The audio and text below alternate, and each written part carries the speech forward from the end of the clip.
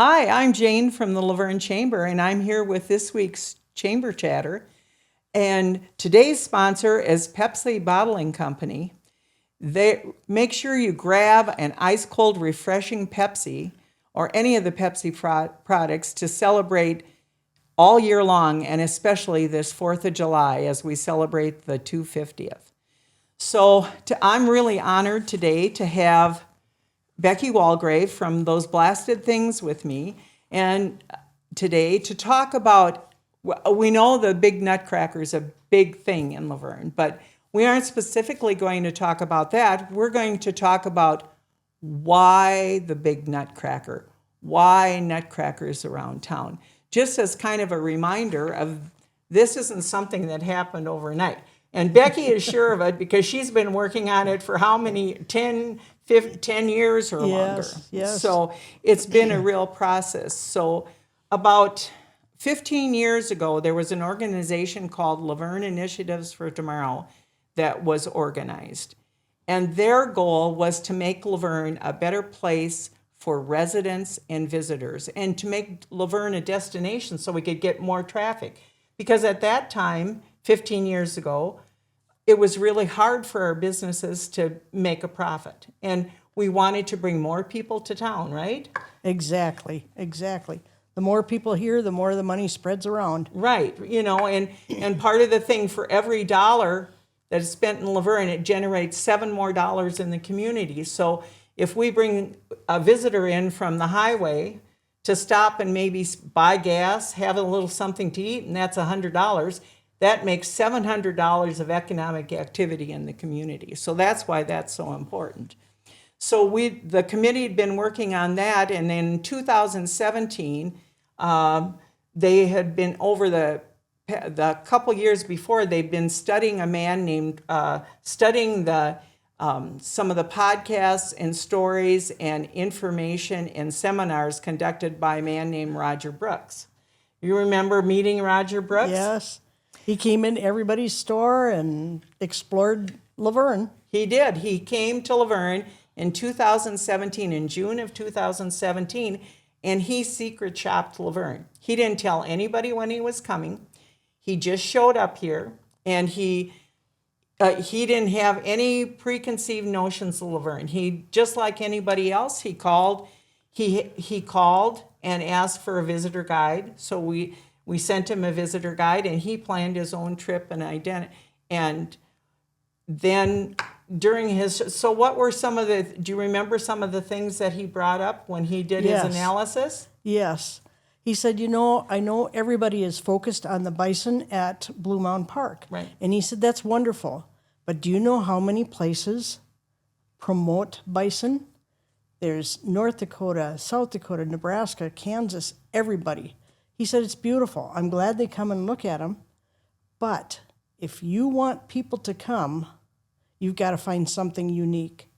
And he said, it's not the Laverne Cardinals, because there's Cardinal teams.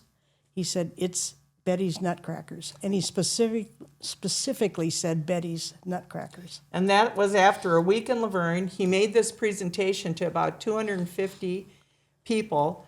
At that time, it was Grand Prairie Event Center. And he said, I know some of you are thinking you should hawk the veterans or hawk the Jim Brandenburg or anything else. But he said, small towns have them all over, but nobody has Nutcrackers. And so he said, he challenged everybody at that time. He said, do some creative things. So in the fall of 2017, then we formed a committee, and that committee's goal was to try to see what we could do to promote Nutcracker tourism in Laverne.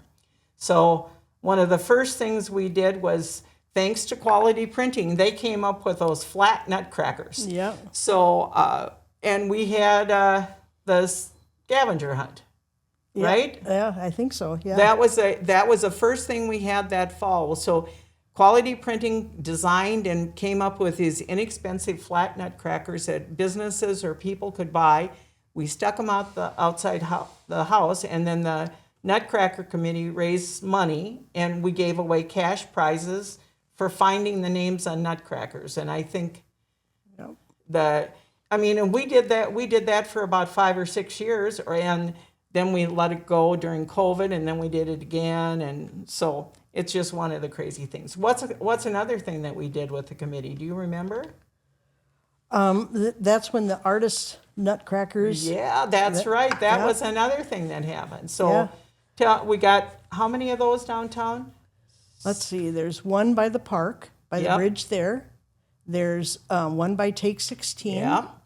There's one by Schumacher's over here and across the street. Right. And then isn't there one out by the dog park out? No, there's two by the History Center, one by the plaza. Oh, okay, gotcha. One by the plaza and one in front of the History Center. So we got 6.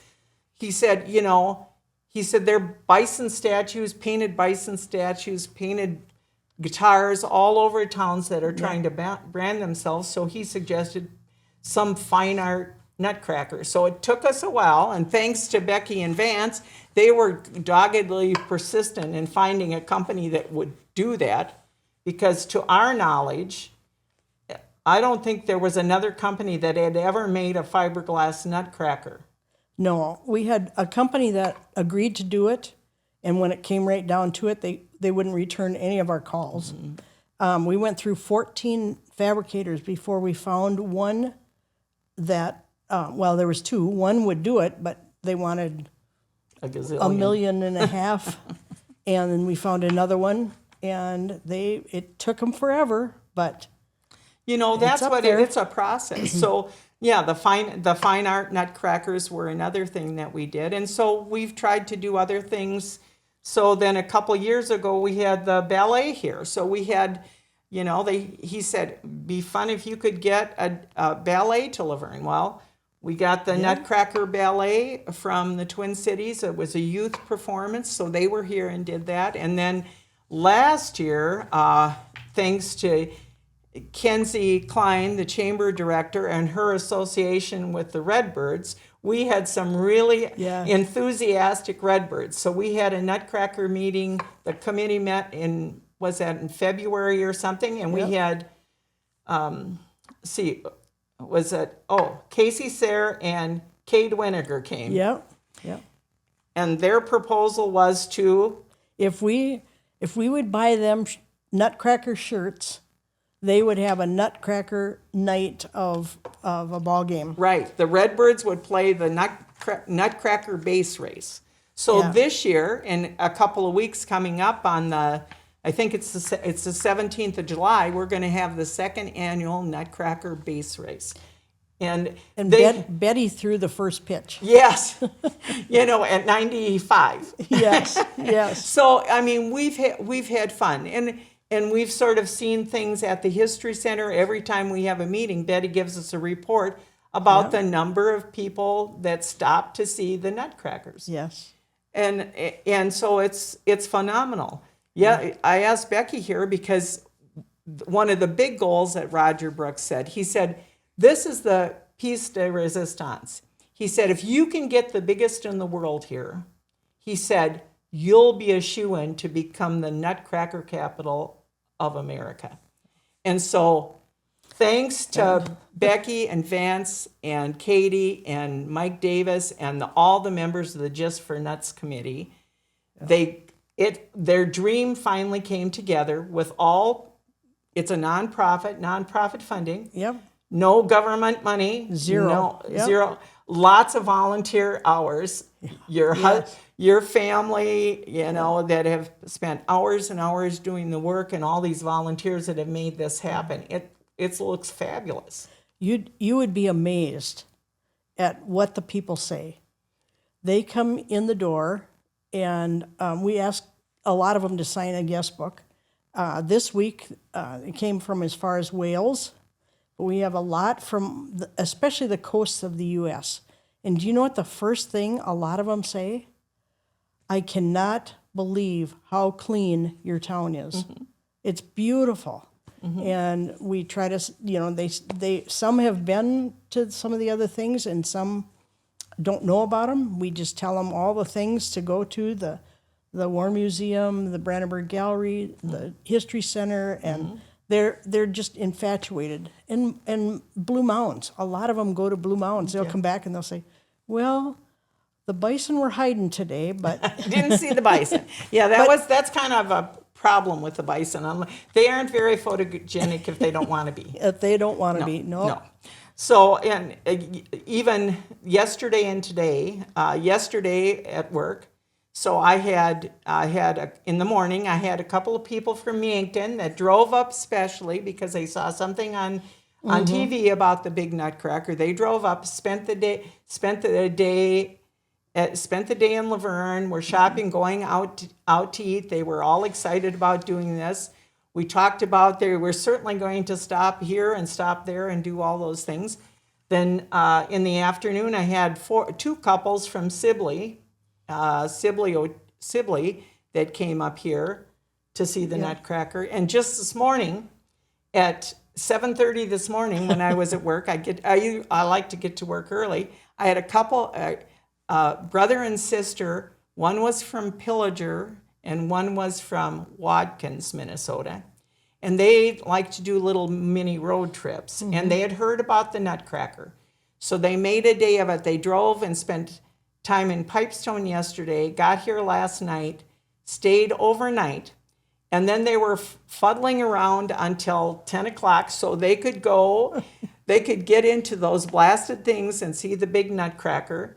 And then they wanted to go to the History Center and do that. And then they're making their way back to Pillager and Watkins. But, they probably, brother and sister probably spent $300 in Laverne. They got gas, they ate 2 meals, it's all a good thing. So that economic driver. And that's why what it's all about. Yeah. We're so grateful to you and your family and all your committee for working so hard getting this. And, the proof is in the pudding. So I guess we're going to see if we see a busier town. And it'll be interesting because I'm sure the Star Media is going to invite you and talk about the specifics of the whole process and the whole big Nutcracker thing. But just as a reminder, this isn't something that Becky and Vance came up with, or Betty, Mann, or me. The whole concept of the Nutcrackers was an idea from Roger Brooks, who is an expert in branding in the United States. He's the man who went to Deadwood, South Dakota, and said when Deadwood was trying to be an Old West town, he said, it's really nice, but he said, all you have to do is go about 500 miles southwest, and there's old Western towns all over. He said, you're the only Western town I know that has gambling. So marry your old Western town with gambling as a hook to get people there. And he's the one that went to the Wisconsin Dells, consulted with them about 30 years ago, and said, you got a beautiful. They were trying to promote their river and their camping, and he said it's a beautiful river, beautiful camping, but there are hundreds of places in the United States. At that time, they had 3 water parks in that little town of Wisconsin Dells. He said, go with your water parks. And if anybody says the word Wisconsin Dells, what do they think of? Exactly. They think about the water parks. So he's the expert. He gave us the thought to do this. And we just thank Becky and everybody else on the committee and everybody who's been working together to try to make this happen. Now we're going to see the result. We're going to see, we got the world's biggest Nutcracker. Betty has over 7,100 Nutcrackers at the History Center, and that piques people's interest. Yes.